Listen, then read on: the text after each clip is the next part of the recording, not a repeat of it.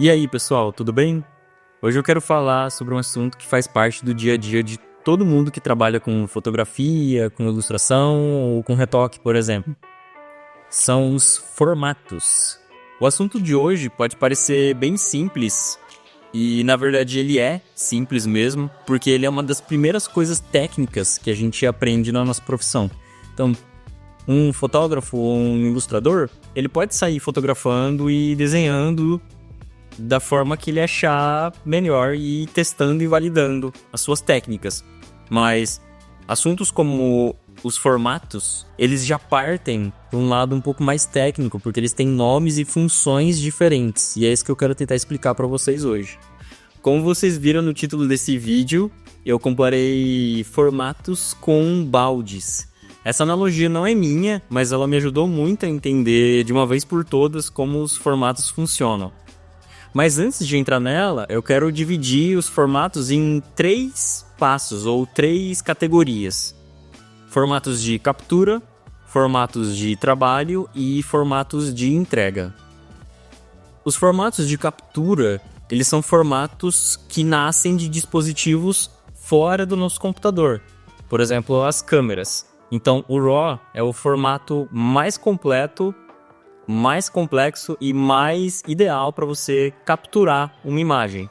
Então, como retocador, a gente depende de uma fotografia para trabalhar. Então, por isso eu estou citando esse formato que é externo ao nosso computador. Mas para designers ou ilustradores, vocês podem partir direto do computador. Vocês são a sua própria fonte também.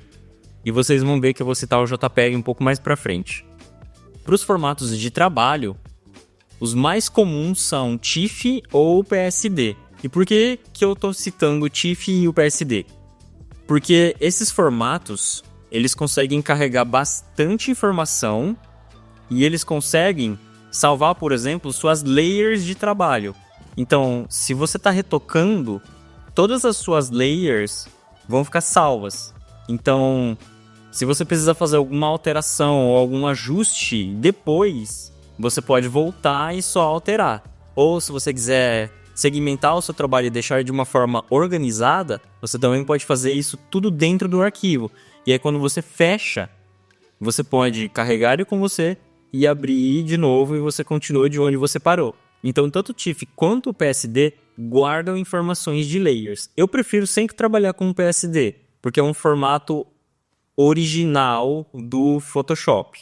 O TIFF veio um pouco depois, com a mesma proposta, ele funciona da mesma forma, mas se eu pudesse indicar ou falar com qual eu trabalho mais, é o PSD. Até porque o PSD ele pode virar um PSB depois.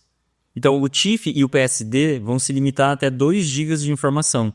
Lembra que eu falei que a gente pode carregar o arquivo com a gente e abrir no Photoshop depois? O PSD e o TIFF vão carregar até 2 GB de informação. O PSB é a partir de 2 GB, então é mais fácil você converter um PSD para PSB.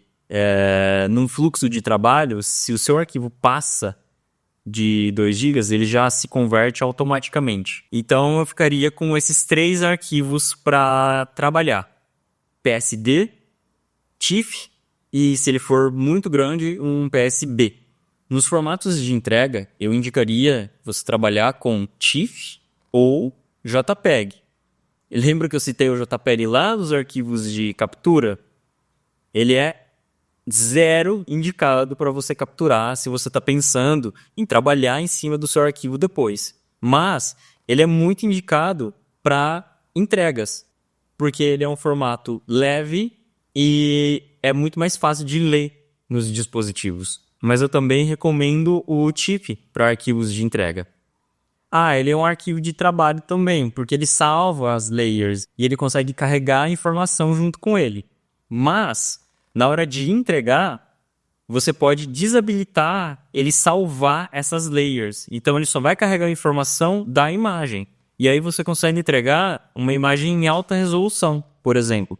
Então, você trabalha nele, ou trabalha no PSD, e na hora de entregar para o seu cliente, você converte para TIFF e desabilita salvar as layers. E aí você economiza espaço e também protege o seu arquivo do seu cliente poder abrir e mexer no seu trabalho. É claro que você pode passear por todos esses arquivos, por todos esses formatos e, por exemplo, editar um JPEG no Photoshop. Mas esse não é o indicado. Porque quando a gente retoca, quando a gente mexe numa foto, a gente está bagunçando os pixels. Então, quanto menos informação um arquivo consegue carregar com ele mesmo, mais a gente vai bagunçar e pior vai ficar esse resultado. Então, um arquivo editável, por exemplo, um TIFF ou um PSD que carrega bastante informação, é o mais indicado para a gente trabalhar. Então, por isso que eu estou segmentando os formatos aqui. Mas, na prática, como esses formatos se comportam? O RAW, por exemplo, como um arquivo de captura, ele vai captar muita informação, por exemplo, do ambiente que a foto foi tirada, então a gente vai poder trabalhar nele de uma maneira mais profunda na pós-produção. Então eu consigo revelar e puxar a informação que esse arquivo me trouxe. No PSD e no TIFF, eu consigo trabalhar nessa foto, e aí quando a gente terminou de revelar tudo, quando a gente terminou de processar essa imagem, a gente exporta ela como PSD ou como TIFF, porque aí a gente vai trabalhar. Então são os arquivos de trabalho. Então, a partir disso, a gente consegue jogar no Photoshop e formar nossas layers, puxar um pouco mais de cor, trazer um pouco mais de luz. Esse arquivo ainda tem informação para a gente editar. E aí, quando a gente vai entregar, aí sim a gente transforma num JPEG ou num TIFF. Eu recomendaria um TIFF para alta resolução e um JPEG para baixa resolução. Porque lembra que eu falei que o TIFF pode carregar até 2 GB de informação? Então pode ser uma foto bem grandona, talvez uma foto para revelar ou uma foto para colocar num banner, em algo grande. Já o JPEG mais para web, por exemplo, porque é um arquivo leve e que carrega com ele só as informações mais básicas possíveis. Então, o que a imagem está representando mesmo. E também, os dispositivos aceitam melhor ler o JPEG. Então, assim, um celular, ou eu vou subir numa foto de perfil, por exemplo. É mais fácil esses ambientes receberem o JPEG. Mas lembra que eu falei lá atrás que os arquivos são como baldes? Então a gente pode segmentar esses 3 ambientes, desses 3 tipos de formatos, como baldes. Então, os arquivos de captura é como um balde grandão.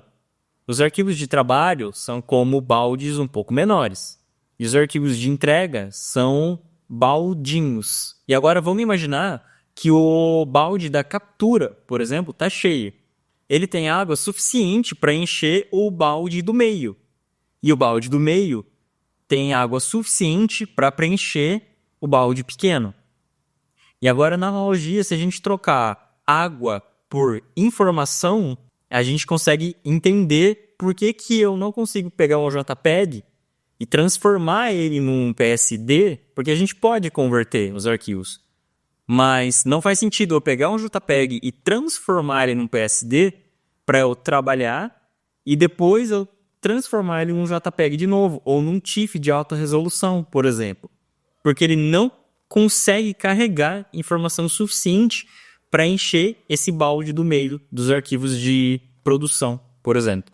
E é claro que existem muitos formatos, além desses que eu citei nesse vídeo. Mas eu deixo aqui como indicação para você que não sabe de onde começar, ou de você que já está trabalhando, mas tem alguma dúvida, de formatos que funcionam e que você pode confiar que eles vão funcionar. Mas alguns arquivos que valem a pena ser citados. PNG, por exemplo. Se você quer fazer uma foto com um fundo transparente, você faz um recorte, quer entregar para o seu cliente um fundo transparente, você vai no PNG, porque ele consegue entregar a sua foto recortada para só ser aplicada. E aí o seu cliente não tem trabalho nenhum para aplicar a foto do jeito que ele preferir, do jeito que ele achar melhor. Bom, pessoal, eu espero que tenha ficado claro essa analogia dos baldes e tal.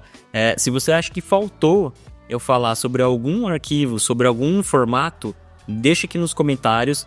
E se eu conseguir, eu faço um vídeo sobre esse assunto. E eu espero ter ajudado alguém também que tá começando agora e não sabia de onde partir. Eu acho essa analogia legal também para você que é retocador, para você que é designer, passar para o seu cliente.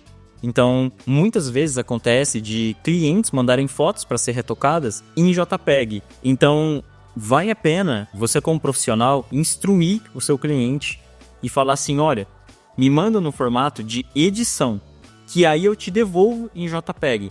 Então, talvez por ele já trabalhar com JPEG, por ele já aplicar, já enviar arquivos em JPEG, ele esteja familiarizado em te entregar também com um JPEG. Então, uma dica de ouro aqui seja você instruir o seu cliente. Então, você pode passar até um profissionalismo para ele e um voto de confiança em ensinar, em instruir ele que aquele não é o formato ideal para se trabalhar. Bom, pessoal, espero que vocês tenham gostado desse vídeo. Se você tiver mais sugestões de assuntos para eu abordar aqui nesse canal, deixa aqui nos comentários. Lembrando que esse é um canal que eu gostaria que fosse uma comunidade. Eu já falei esse vídeo anterior, mas eu vou falar sempre nesses vídeos iniciais aqui do canal, porque às vezes vem pessoas de fora que acham o canal por esse tópico que eu estou abordando aqui e não viu ainda. Então eu gostaria muito que esse canal fosse uma comunidade, que a gente pudesse crescer junto, trocar ideia. E se você quiser deixar sugestões de vídeo ou comentários, eles são sempre bem-vindos. Eu espero que vocês tenham gostado desse vídeo e eu acho que eu vejo vocês na próxima então. Tchau!